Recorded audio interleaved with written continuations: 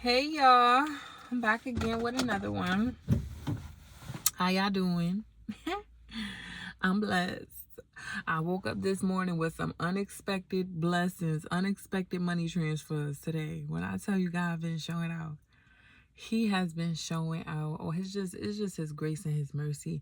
Y'all already know I don't deserve it. I failed the test on Sunday, and He's still just been blessing me, blessing me, blessing me. Just nothing but favor.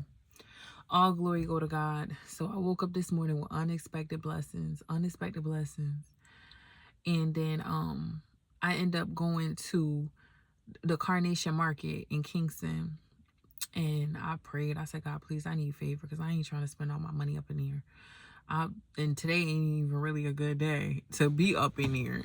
But I just need I just need the basics. Like I didn't even have onion. I ain't have onion. I ain't have no tomato. I have no type of vegetable in my house. I had completely ran out. So I said, let me God, just favor. I just need favor, favor, favor, favor. Place me right in the path of the people who are selling with good quality, low prices. Good quality, low prices. When I tell you He showed out, I went up in here and I went with a budget. Turned around and spent less than what I wanted to. That right there. Hallelujah.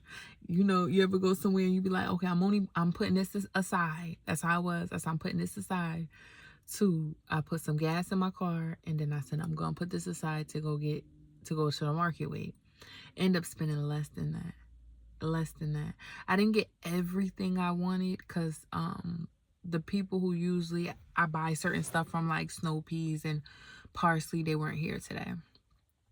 So but I pretty much got everything. When I tell you, like 4 pounds tomatoes, I got like 4 pounds of carrot, cabbage, onion, scallion. I got about 2 pounds of that. Cucumber, 3 pounds of that, 3 pounds of pumpkin, 3 pounds of pumpkin. The list go on and on and on and on. We got what we need. We good. We good. I even was able to get the kids some fruit or whatever. I was able to get the kids some fruit. I'm thinking about it. Where is that fruit? I was able to get the kids some fruit. I was able to get them some apples, papaya,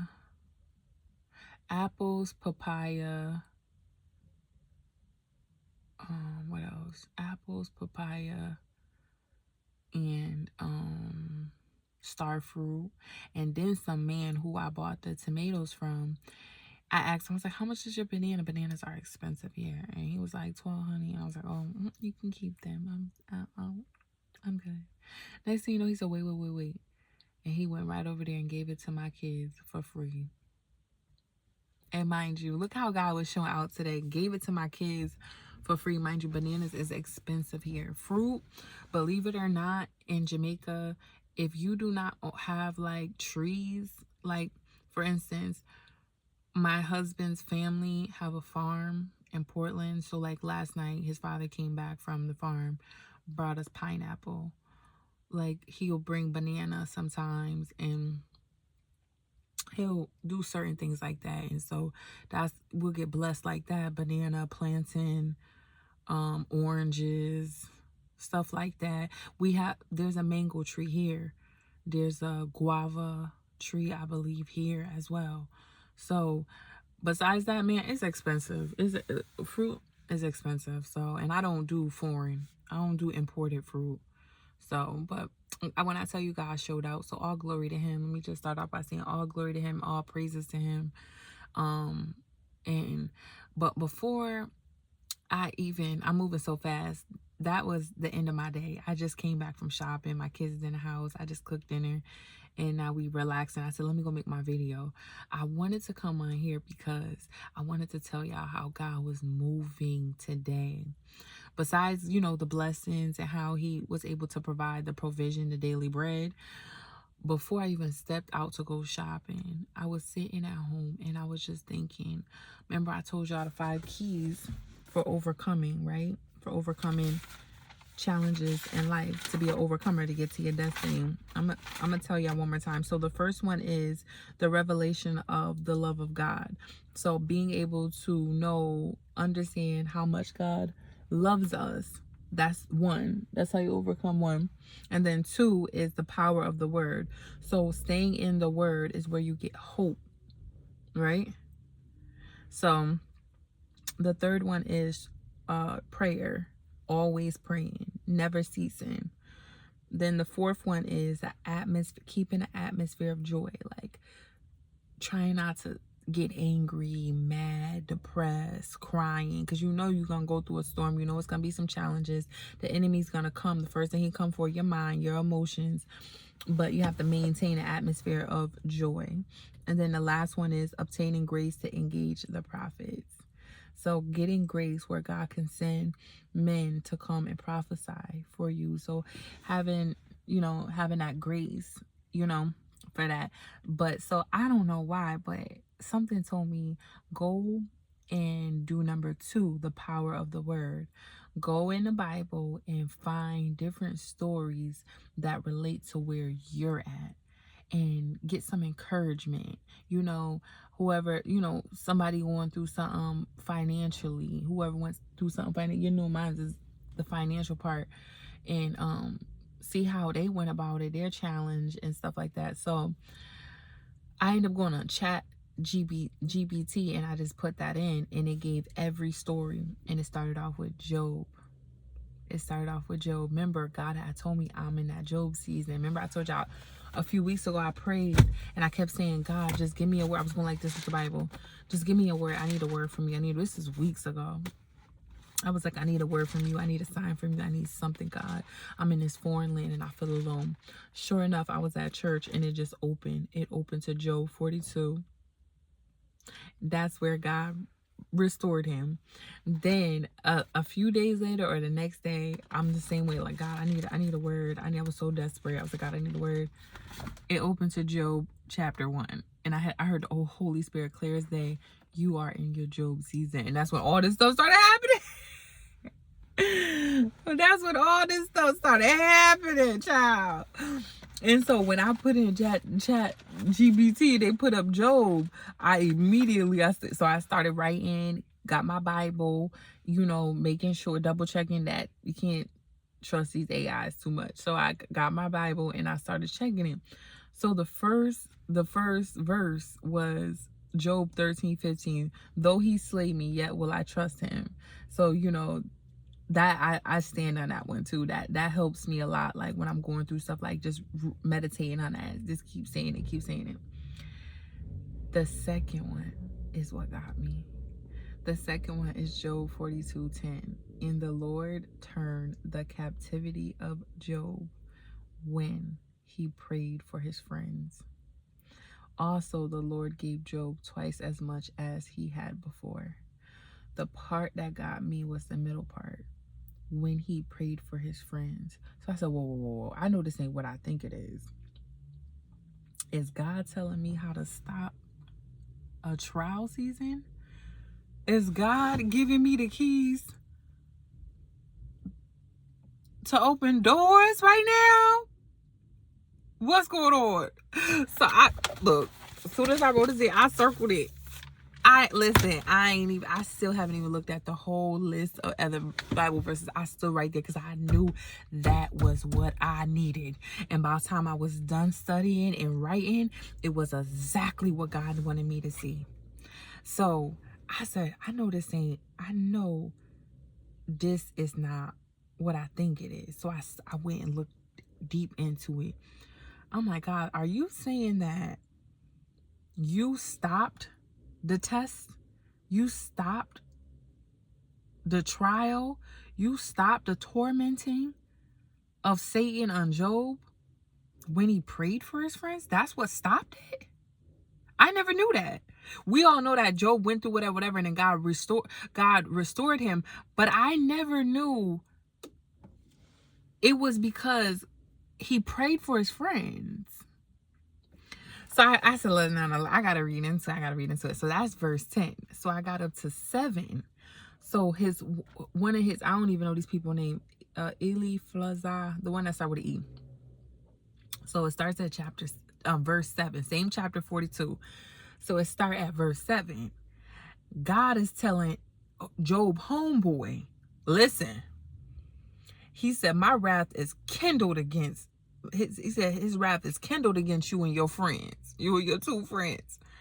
He said, for ye have not spoken of me the things that is right as my servant Job. So all that stuff that y'all was talking about, how I must be Job must have did wrong and that's why he is suffering. All that stuff that y'all was over there gossiping, yeah, that was wrong. And I'm mad. That's basically what God's saying. And I'm big mad, okay? But listen, I'm gonna tell you how to make this right.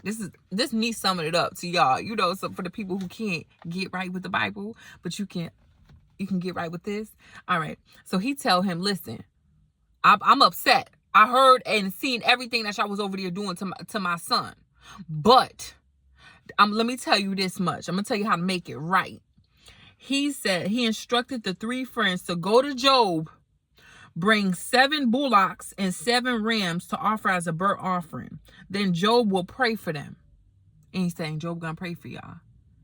And that is how it stopped. That's how his torment stopped. That is amazing. So you know what I did? That's all it takes? Oh, okay. Page 1. Page 2. Page 3. Okay.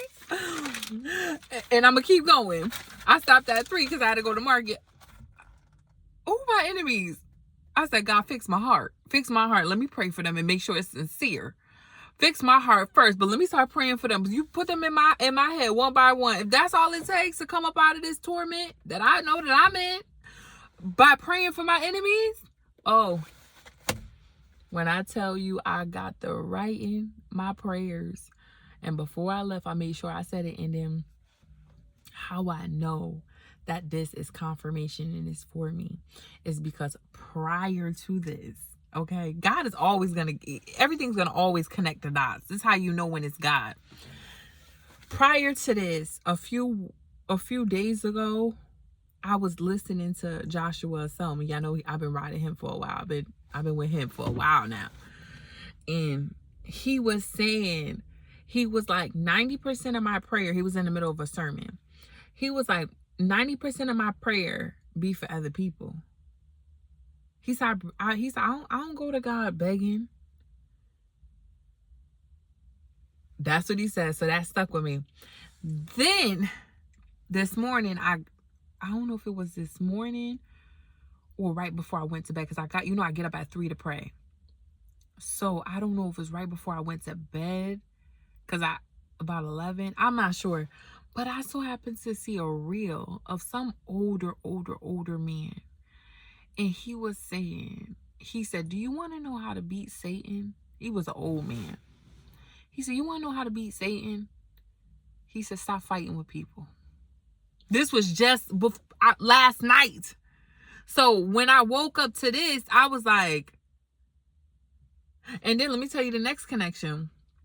So basically, this man was basically like, stop fighting with people. He said, I meditate on Ephesians 6. I forgot. Is it Ephesians 6:12? We do not wrestle with flesh and blood. He said, I meditate on that. He said, I made sure I don't go to bed tossing and turning, wondering what I'm going to do to him, how I'm going to get back. He said, no, that's how I beat him. I beat him because I'm not sitting around worried about tit for tat. I don't look for revenge. I stay happy. I don't let nobody dictate my emotions. This is me, and said it literally was just saying this last night. And he was like, I don't have enemies. I don't even allow myself to get like that. He said, this is exactly why I stay content.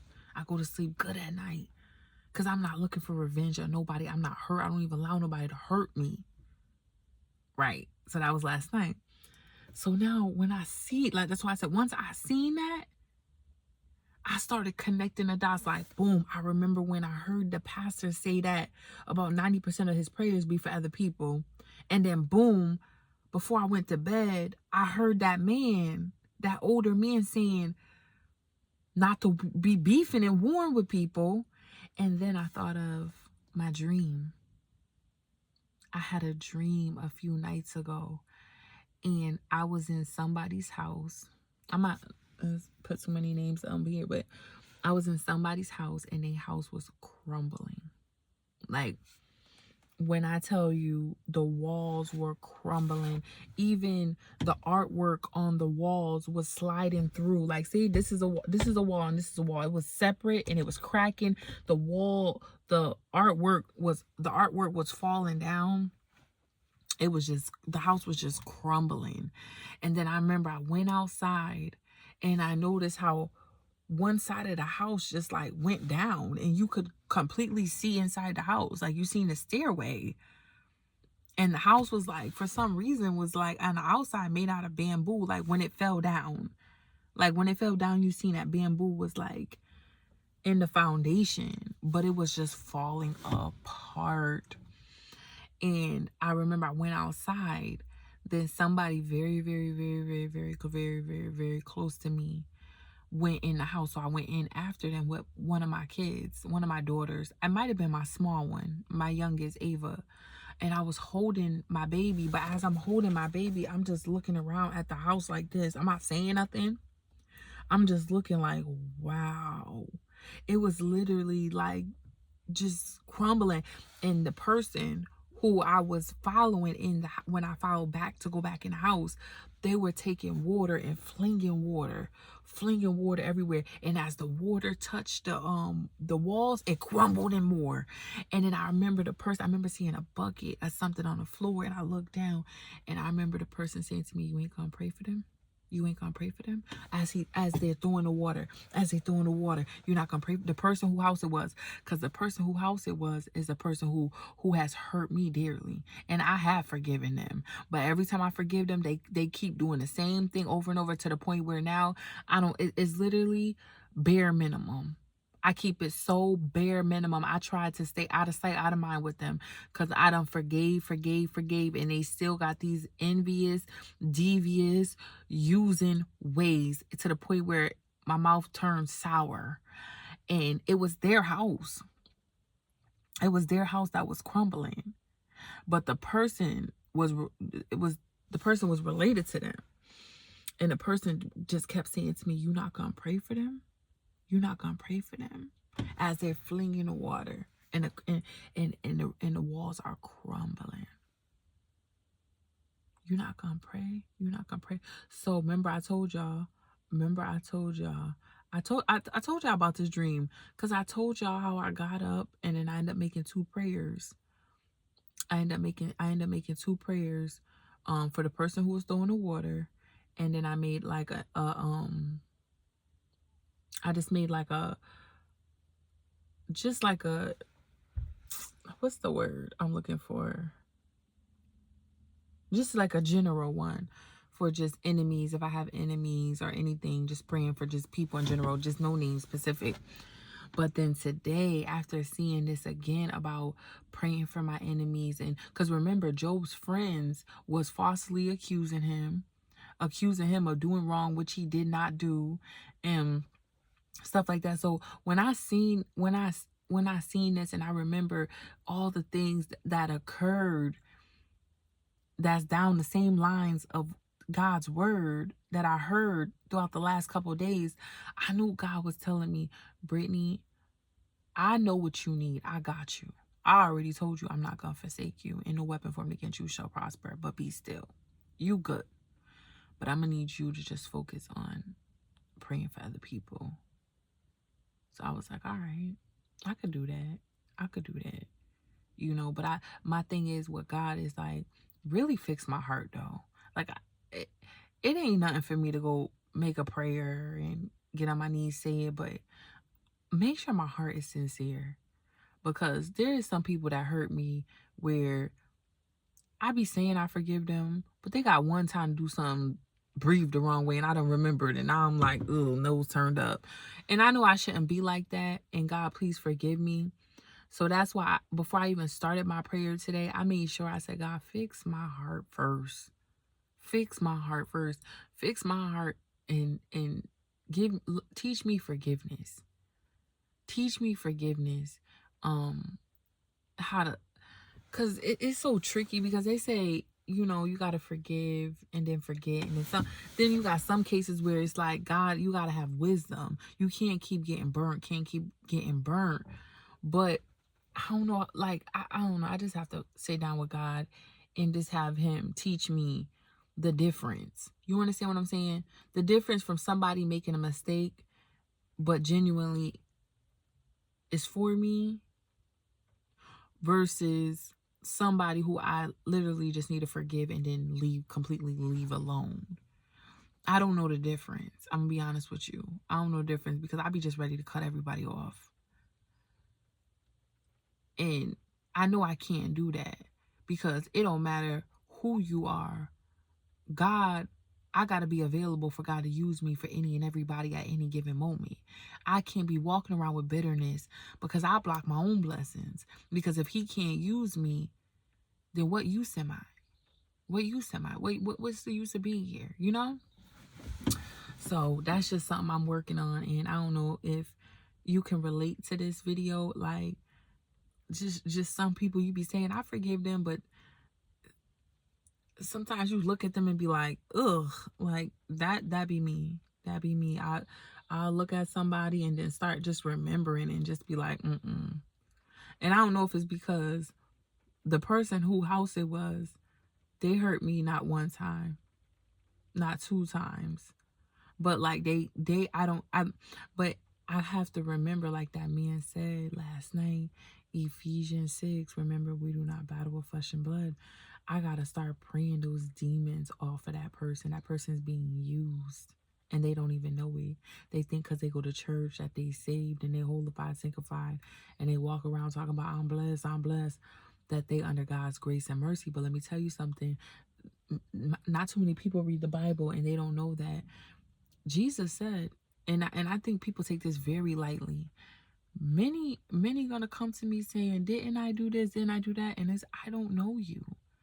A lot of people think, oh, I've been in the church 30 years, I'm saved. But meanwhile, throughout the whole week, they playing devil's advocate. And they really don't understand. You playing with fire. Trust me, I'm queen backslider.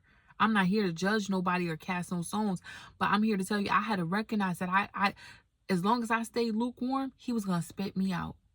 And I don't know the day, the time, the hour he was coming. I didn't want to be somewhere lukewarm. I got tired of being on Satan's side. I got tired of being in the darkness. Every time I'm over there, I take losses. I keep telling y'all. I take financial losses, all emotional losses, losses with my families, turmoil in my life, in my marriage, with my kid. It's just loss after loss. So I just get so tired. And that's why this time I said, I can't go back. I can't go back. I done went back so many times. It came back fast. I got my life back right. Next thing, this time I told God, I'm tired. I just want to rest. I just want to rest in the spirit of peace. There is nothing in this world that I want. I done got drunk too many times and regretted it. Satan ain't, and I done smoked, I done partied, I done fornicated. Like, I done did it all. And let me tell you something. There's no longevity in sin. But the only longevity you get is a ticket straight to the pit of hell. You make sure you maintain that ticket. But it's no life. It's no fulfillment. When I'm in sin, my mind is always wandering. I have no clarity. And so that's why I said I'm not going back. So that's why today I sat down and I got desperate, like, God, so, looking up ways, how can I find hope so I don't end up doing what I did Sunday and allowing my emotions to take over me, and then I get disobedient to God, because God told me to be still despite of what's going on around me, who's saying what it look like, anything. Be still and know that I got you.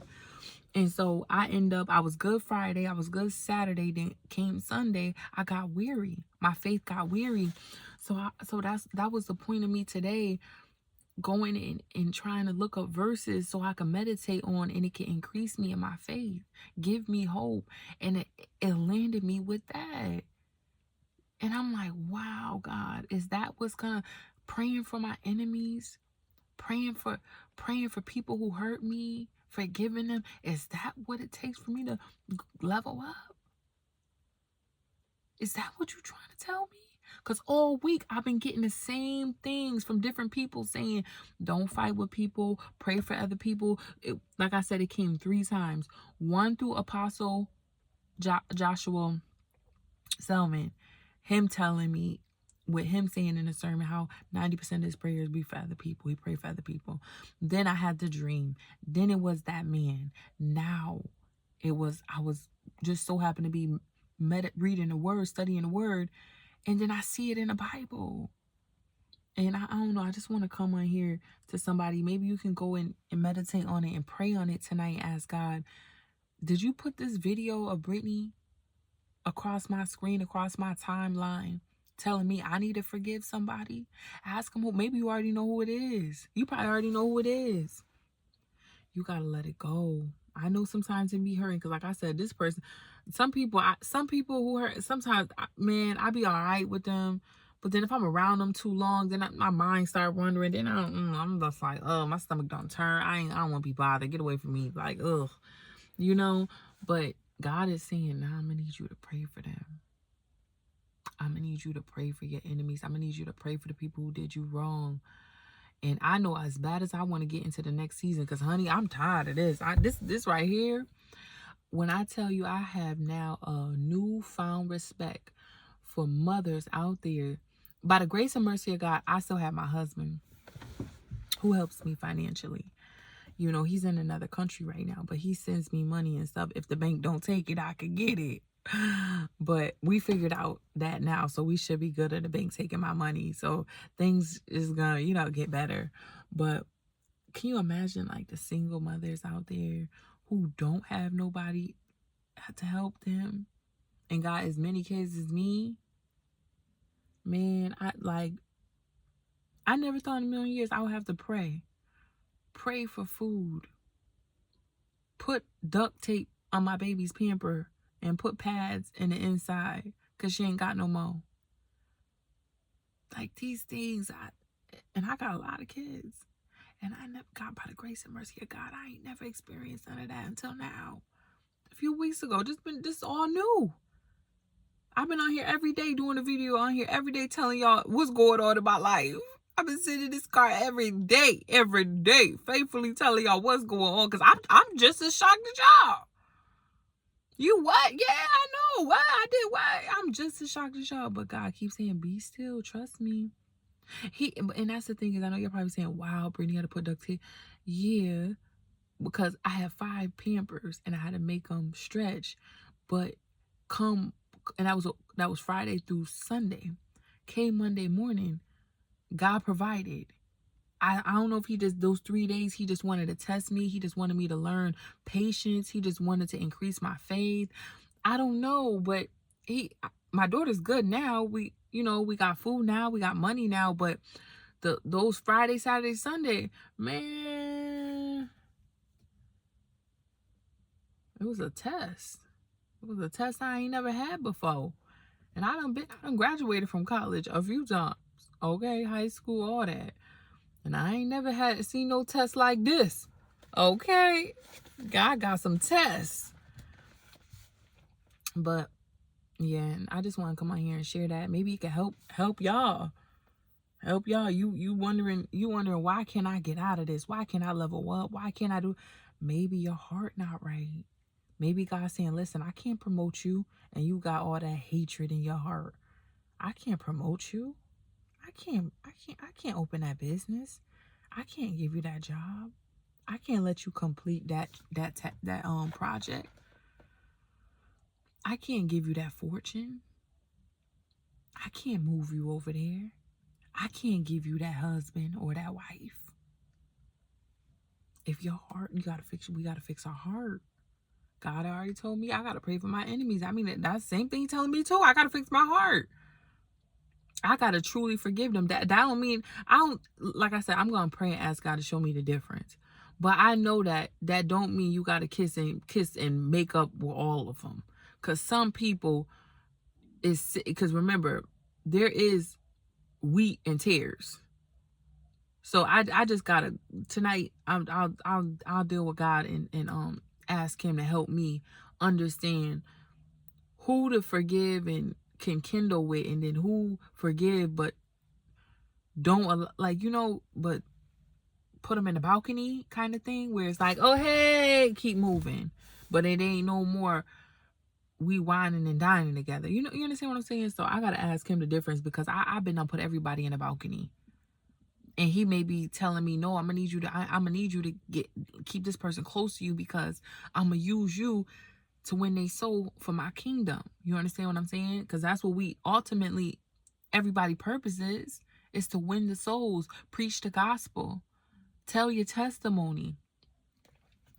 And if you done blocked everybody, what use are you? How is people supposed to see your light and glorify God if you done blocked everybody? That's me. I block everybody. I will cut you off so fast. I don't got time. I'm so content with my kids. I am so, when I tell y'all, people be like, you go everywhere with your kids. Yes. I'm so content with my kids. I'm so content. We go to the movies together. We go to the mall together. Like I told you, I just went to the market. Most people go, they call they good girl, they home girl, but like, hey, you want to go to I go to the market, Carnation Market, where they tell us so ghetto and crazy. Me and my kids be up in it. We do everything together. Everything together. If I say, hey, let's go for a ride, I do everything with my kids.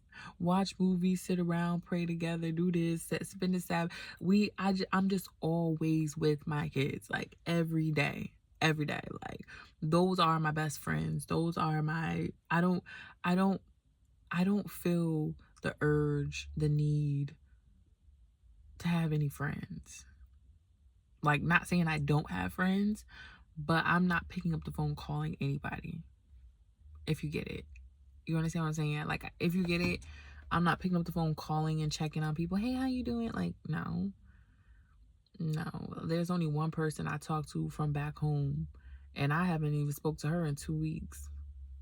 So figure, and we talk like once a week or something. Like, I'm okay. I'm content. I like being alone. I like isolation, the isolation period. When God put you in isolation, I love it. Some people be like, they don't like it and it's not good to be alone. I love it. When I'm by myself, I don't got to worry about nobody backstabbing me, using me, talking about me. First of all, I come on the internet and post these pictures about my own business, so you can save your breath. I tell my own testimonies. I dig out my own closet. I don't need nobody to do it, okay? Because didn't nobody know that I didn't have no Pampers. And if this ever do go viral, it's going to shock people to know I didn't have no Pampers. It's going to shock people to know that I was running low on food, because let me tell you something. I don't look like what I go through. I don't look like what I've been through. I still get up every day smiling. My kids still run around. We ain't around here looking hungry. I still get up, wash my face, get in my car and go. I ain't around here complaining to people. I ain't calling people. I ain't got this. I ain't got that. No. I will not give no foothold to the devil. That's one thing about it. Two things for sure. I rebuke that. So if this video ever go viral, people gonna be shocked. Brittany was what? I don't believe it. They gonna swear up and down I'm lying. Because that's how much I ain't calling nobody. I could have called my mother and said, Mom, my mother loved my kids. Despite where me and her stand, she loved my kids. My mother would have sent me $200-$300. Matter of fact, she just sent me $7,000 in January, 6 months ago. And then February, turned around and sent me another $2,000. That's how I bought all my furniture: stove, refrigerator, washer, bed, table, like all the stuff in my house that I have now. So if I call my mother and say my baby ain't got nothing, I'm putting pads and all that, trust and believe my mother, I would have sent the money. But that's not what God wanted me to do. God said, be still. And what God has been working on with me was, I was studying, because Apostle Joshua Selman was talking about helpers, and how when you're aligned with God, he will send you helpers. Like, people be like, I'm waiting for God to bless me. And this is a point that I never thought of until doing studying, that when you look back at every restoration, anything that got restored, if you look at any blessings, any gifts from God, he always used men to deliver it. He always used men. He always uses somebody to bring to pass whatever it is that he want to do in whoever's life. He always go through men, just like Jesus had to come back as a man. And so what he was saying was, God has helpers out there for you. When he's ready to restore you, he will send people in your life. And they be like, hey, call you. Hey, I was just thinking about you. What's your account number? God put it on my heart. I'm going to send you X amount of $1,000. And how I know it's true is because I done been in that boat where I was the helper. I was the helper where God had put people on my heart that I blessed, like, yo, take that. And they like, huh? So I know that that's what he does. And based off the word, when you think about Moses was a man who delivered the whole Israelites. Israelites didn't just walk up out of there by themselves. No. Moses delivered them through God. And then turned around, Pharaoh, another man, blessed them with fortune. Then when you look at the book of Ezra, there was 3 kings. First one, King Cyrus, who came and delivered another man. And to make it so bad is he was a pagan man, meaning he didn't even believe in our God. He turned around and released the Israelites, sent them back to Jerusalem after they've been in captivity for 70 years, sent them back to Jerusalem, and then turned around and gave them all this money, garments, gave them all type of sacrifice. King Cyrus, he died, then rose up King Darius. This king turned around, some more, and sent them money too. Sent them money and then turned around and made their enemies pay them too. Then a third king, I can't say this king name, his name started with an A. He turned around and sent Ezra and some other priests and Levites to go teach them after the temple was built. Because remember, the temple was built and funded by pagan kings.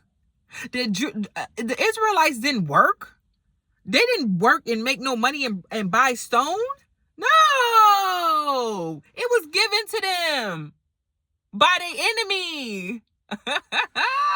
When you study the Bible, you start to realize that's why I started to say I gotta check myself.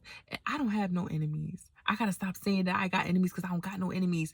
Because really and truly, God will use the same person who you was arguing with yesterday to bless your tomorrow. Okay? I mean, I can go on and on and on and on about how many stories in the book. Look at Joseph. Joseph had a dream that his whole family was going to bow down to him. Who put him in position? Pharaoh threw this man in jail. First of all, they bought him, put him in slavery. His wife go and accuse the man. Now that Pharaoh throw him in prison. And the next thing you know, he promote him. And this is God had a prophecy and a plan, a purpose, and a prophecy over Joseph's life. And he used a man, Pharaoh, to bring it to pass.